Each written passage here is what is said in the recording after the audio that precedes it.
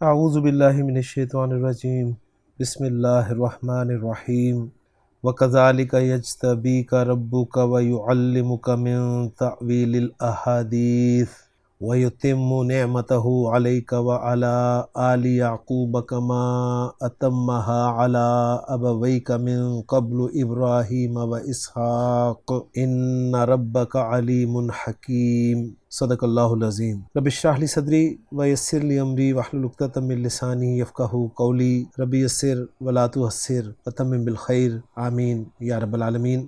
آج کے سبق میں انشاءاللہ تعالی سورہ یوسف کی آیت نمبر 6 کا گرامیٹیکل انالیسس شروع کریں گے۔ آپ آیت اسکرین پہ لکھی ہوئی دیکھ رہے ہیں اور یہ نسبتاً ایک طویل آیت ہے، اور ایک اور چیز جو آپ کو اس آیت سے پتہ چل رہی ہے وہ یہ کہ اس آیت کے ساتھ ہی ہمارا سورہ یوسف کا پہلا رکوع انشاءاللہ تعالی مکمل ہو جائے گا۔ تو چلتے ہیں اس آیت کے الفاظ کی طرف، اور سب سے پہلے ہم اس طویل آیت کو 2 حصوں میں تقسیم کریں گے۔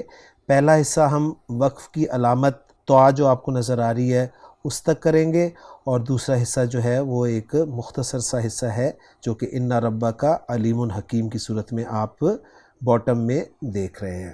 تو پہلے 2 حصوں میں تقسیم کرنے کے بعد پھر جو پہلا طویل حصہ ہے اس کو بھی مزید کچھ حصوں میں تقسیم کریں گے، اور اس کے لیے میں نے حرف عطف واو کا سہارا لیا ہے، اور آپ دیکھ رہے ہیں کہ اس پہلے طویل حصے میں ایک حصہ بن رہا ہے وَكَذَلِكَ يَجْتَبِيكَ رَبُّكَ، دوسرا بن رہا ہے وَيُعَلِّمُكَ مِن تَأْوِيلِ الْأَحَادِيثِ، اور تیسرا بن رہا ہے وَيُتِمُّ نِعْمَتَهُ عَلَيْكَ وَعَلَىٰ آلِ يَعْقُوبَ كَمَا أَتَمَّهَا عَلَىٰ أَبَوَيْكَ مِن قَبْلُ إِبْرَاهِيمَ وَإِسْحَاقَ۔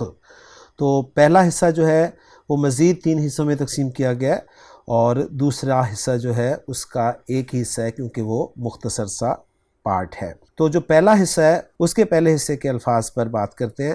اس میں پہلا لفظ آپ دیکھ رہے ہیں واو، جو کہ حرف ہے، اور یہاں پر واو استنافیہ قرار دیا جائے گا کیونکہ نیا جملہ سٹارٹ ہو رہا ہے۔ کاف یہ بھی حرف ہے اور حرف جر ہے، اور اس کے بعد اسم آئے گا ہمیشہ، اور اسم مجرور ہوگا۔ ذالکہ اسم ہے، اسم اشارہ ہے، اور واحد مذکر بعید کا اشارہ ہے، اور ہم جانتے ہیں کہ واحد اور جمع کے جو اسماء اشارہ ہیں وہ مبنی ہوتے ہیں، لہٰذا ذالکہ جو ہے یہ مرفوع منصوب مجرور تینوں فارمز میں ذالکہ ہی رہے گا، لیکن یہاں پر ہم ذالکہ کو مجرور کہیں گے اور محلاً مجرور کہیں گے، اس لیے کہ مبنی اسماء کا اعراب محلاً ذکر کیا جاتا ہے۔ اس کے بعد اگلا لفظ جو ہے وہ ہے یجتبی۔ یجتبی فعل ہے، فعل مضارع ہے، جیم با یا اس کا مادہ ہے، جیسا کہ آپ خان صاحب کی ڈکشنری میں دیکھ رہے ہیں، باب افتعال سے یہ استعمال ہوا ہے، اجتبایا یجتبیو اجتباین، تبدیلی کے بعد یہ بنے گا اجتبا یجتبی اجتباءن۔ اس کے ایک معنی ہے اہتمام سے چن لینا، دوسرے معنی ہے کسی کو نوازنا، اور تیسرے معنی ہے کوئی مضمون تصنیف کرنا یعنی الفاظ اکٹھا کرنا۔ تو پہلے میں آپ کے سامنے تمام الفاظ جو ہیں وہ اپنے طور پہ ذکر کروں گا، اور زیادہ سے زیادہ خان صاحب کی ڈکشنری کی مدد لوں گا، اور اس کے بعد پھر میں ڈاکٹر عبدالرحیم صاحب کی ورکنگ آپ کے سامنے رکھوں گا انشاءاللہ تعالی۔ یجتبی واحد مذکر غائب کا صیغہ ہے، اور اس کے بعد کاف ضمیر آپ دیکھ رہے ہیں پرپل کلر میں، اور یہ ضمیر جو ہے فعل کے بعد جو آتی ہے وہ ضمیر منصوب متصل ہوتی ہے، یہ واحد مذکر حاضر کی ضمیر ہے، اور اس کے بعد پھر اگلا لفظ ہے وہ ہے رب، جو کہ اسم ہے، اور اسم کے بعد پھر ایک ضمیر آپ کو نظر آ رہی ہے کاف، لیکن یہ اورنج کلر میں ہے، اور اسم کے بعد جو ضمیر آتی ہے وہ ضمیر مجرور متصل ہوتی ہے، یہ بھی واحد مذکر حاضر کی ضمیر ہے۔ اب پہلے حصے کے الفاظ کے حوالے سے ڈاکٹر عبدالرحیم صاحب نے جو کچھ ذکر کیا ہے میں ان پہ بات کروں گا۔ آپ فرما رہے ہیں کہ اجتبا فعل جو ہے اس کے معنی ہے استفا، اور استفا کے معنی ہے اختارا۔ اختارا خا یا را مادے سے باب افتعال میں استعمال ہوا ہے، گویا یہ تینوں افعال جو ہیں اجتبا، استفا اور اختارا یہ سب باب افتعال کے ہیں۔ اختارا کے معنی ہوتے ہیں پسند کرنا، منتخب کرنا یعنی چننا، تو گویا اجتبا، استفا، اختارا ان تینوں افعال کے معنی ایک ہی ہیں۔ اس کے بعد ڈاکٹر عبدالرحیم صاحب بتا رہے ہیں فہوا مجتبن۔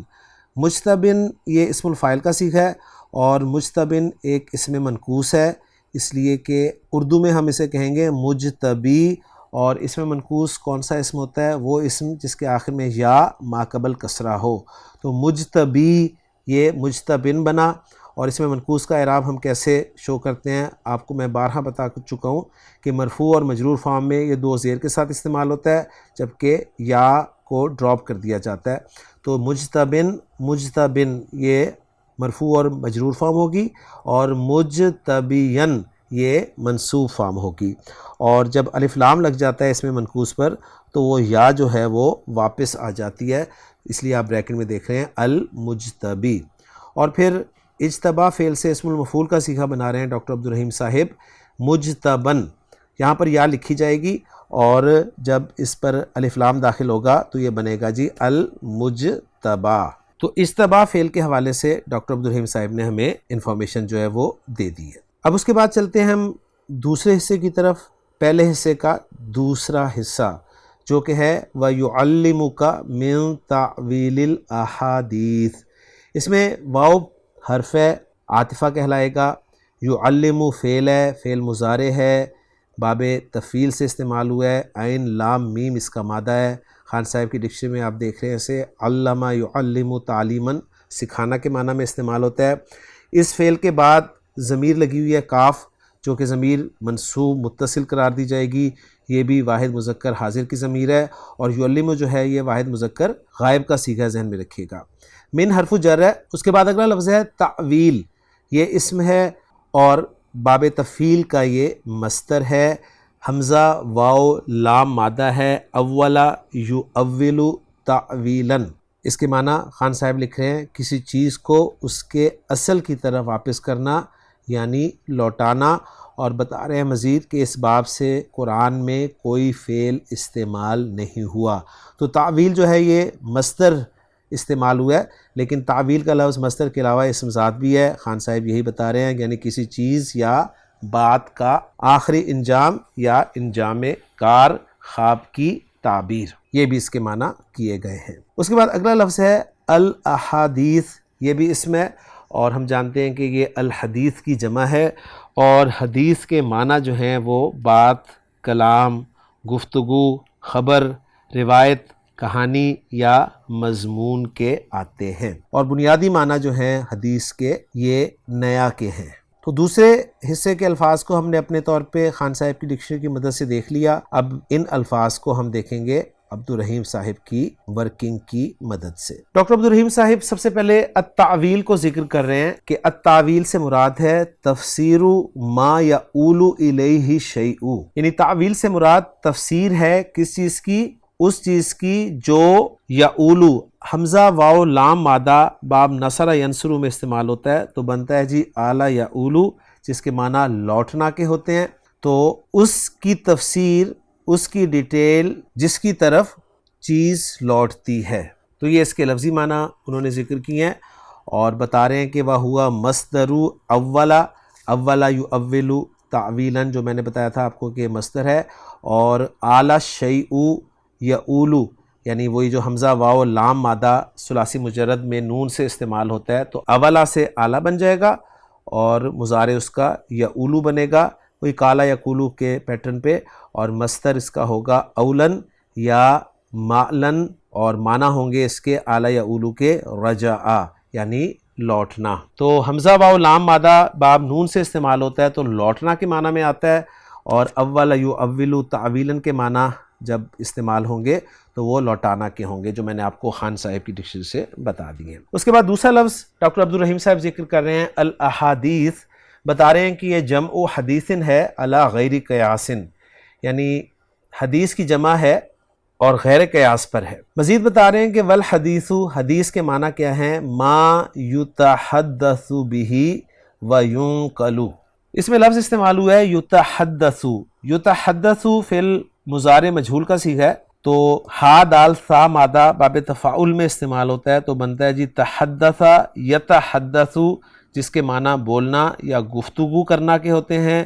الا کی پریپوزیشن کے ساتھ بھی یہ فعل استعمال ہوتا ہے، اور اگر یہ با کی پریپوزیشن کے ساتھ آئے یا ان کی پریپوزیشن کے ساتھ آئے تو اس وقت اس کے معنی ہوتے ہیں بیان کرنا کسی سے روایت کرنا یا کوئی بات نقل کرنا۔ تو وہی ذکر کر رہے ہیں کہ الحدیث، حدیث سے مراد ہے ما یتحدث بہ، جس کے ذریعے کوئی بیان کیا جائے، کوئی روایت کی جائے، وینقل، یا کوئی بات نقل کی جائے۔ ڈاکٹر عبدالرحیم صاحب مزید بتا رہے ہیں کہ وَفُسِّرَ الْأَحَادِيثُ بِالرُّؤْيَا وَبِالْعِلْمِ وَالْحِكَمِ وَبِأَحَادِيثِ الْأُمَمِ وَالْكُتُبِ وَبِدَلَائِلِ التَّوْحِيدِ وَبِكُتُبِ اللَّهِ وَسُنَنِ الْأَنبِيَاءِ۔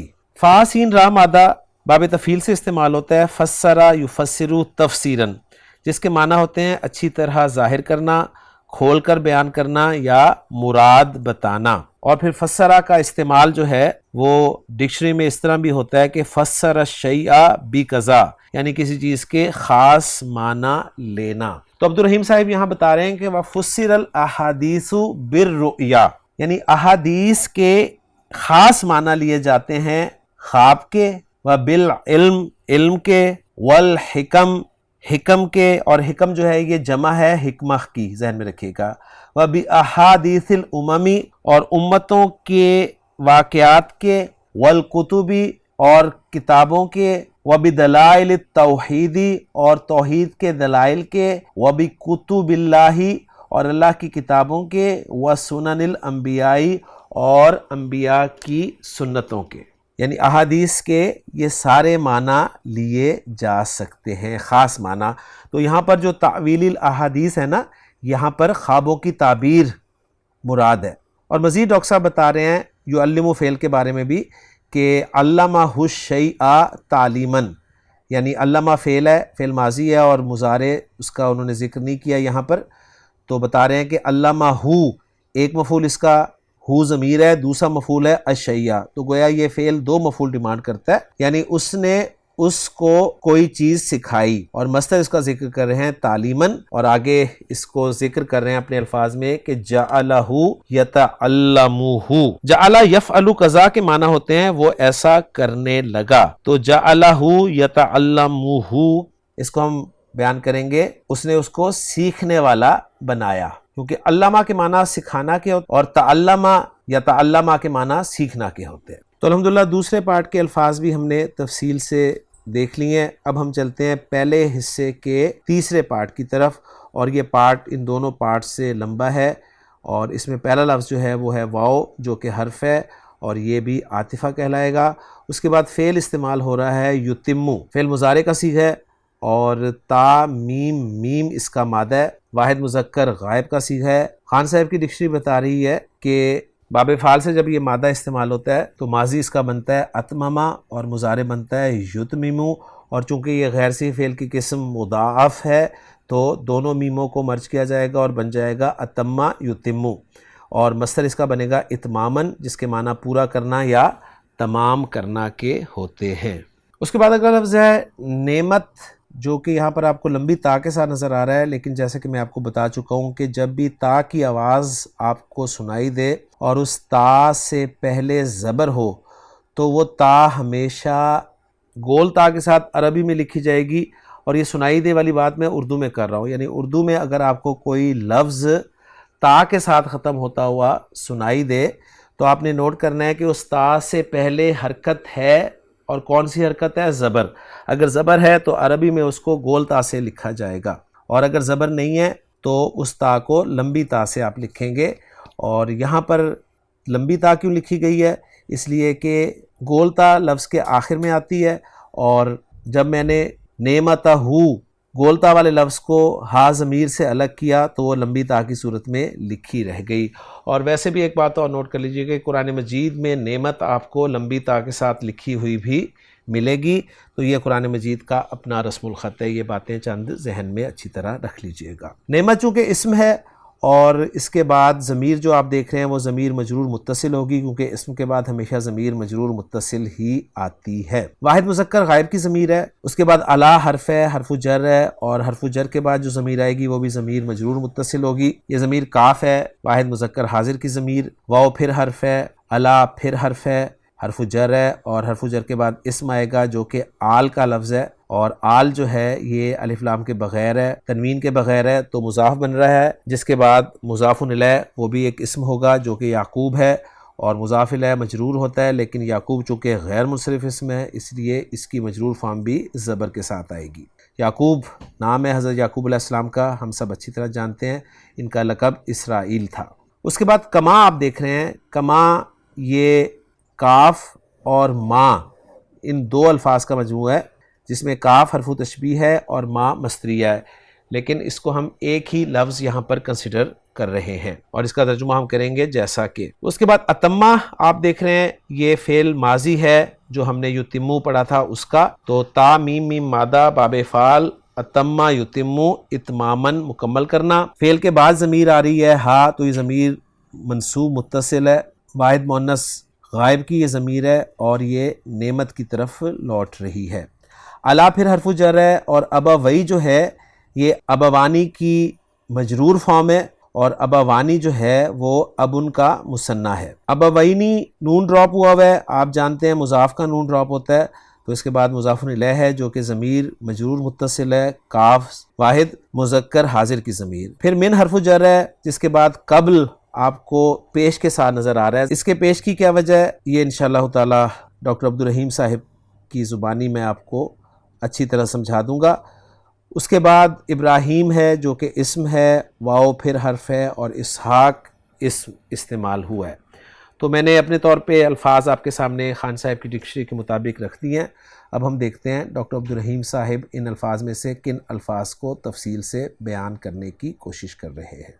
پہلا لفظ ڈاکٹر عبدالرحیم صاحب ذکر کر رہے ہیں تم الشیء یتم اور تمامن، ان الفاظ کے ساتھ، جس میں تما فعل ماضی وہ ذکر کر رہے ہیں، تا میم میم مادے سے، یتم اس کا مضارع ذکر کر رہے ہیں، الشیء اس کے فاعل کے طور پہ بتا رہے ہیں، اور تمامن مصدر بول رہے ہیں، اور مطلب اس کا لکھ رہے ہیں کہ کمولا جو ہے اس کے معنی باکمال ہونا کے ہوتے ہیں، اور یہ ثلاثی مجرد میں باب کروما سے فعل استعمال ہوتا ہے، اور مزید بتا رہے ہیں وَأَتَمَّهُ غَيْرُهُ اتمامن، اور اسی تامیم میم مادے کو وہ باب افعال میں ڈال کر بتا رہے ہیں وَأَتَمَّهُ، اور ہا ضمیر جو ساتھ لگی ہوئی ہے وہ یہ شو کر رہی ہے کہ اس کا مفعول وداؤٹ پریپوزیشن استعمال ہوتا ہے، یعنی مکمل کرنا اس کے معنی ہوں گے، اور مصدر اس کا ہے اتمامن، یعنی تمہ یتم ثلاثی مجرد میں استعمال ہوتا ہے تو معنی ہوتے ہیں مکمل ہونا، پورا ہونا، کامل ہونا، کام ختم ہو جانا، اور جب باب فعل میں یہ مادہ آتا ہے اتمہ یتم تو اس کے معنی ہوتے ہیں پورا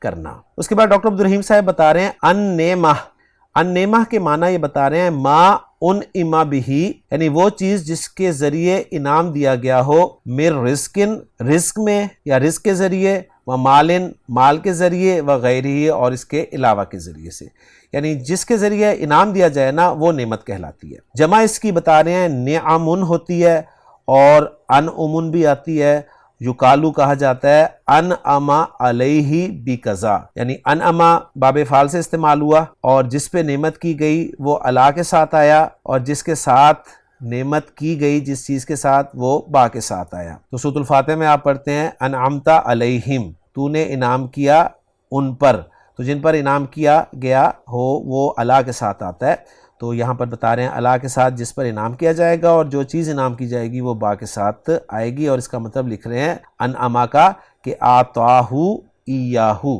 آتا یوتی اعطان عطا کرنا دینا کے معنی میں، اور دونوں مفعول اس کے وداؤٹ پریپوزیشن استعمال ہوتے ہیں، کسی کو دینا اور کیا دینا، اور یہاں پر دونوں مفعول استعمال ہوئے ہیں آتاہو۔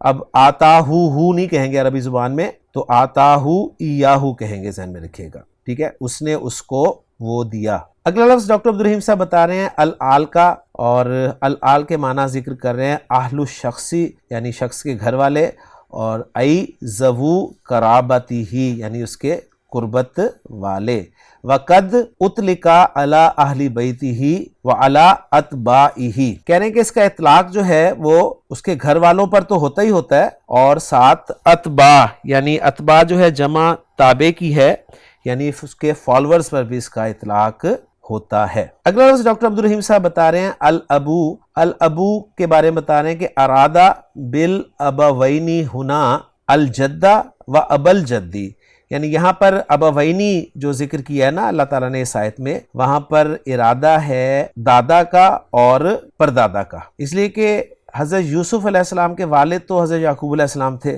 لیکن ذکر کس کس کا ہوا ہے؟ ابراہیم علیہ السلام کا اور اسحاق علیہ السلام کا۔ تو یعقوب علیہ السلام کے والد تھے اسحاق علیہ السلام، اور اسحاق علیہ السلام کے والد تھے ابراہیم علیہ السلام۔ تو اسحاق دادا ہوئے حضرت یوسف علیہ السلام کے، اور ابراہیم علیہ السلام پر دادا ہوئے۔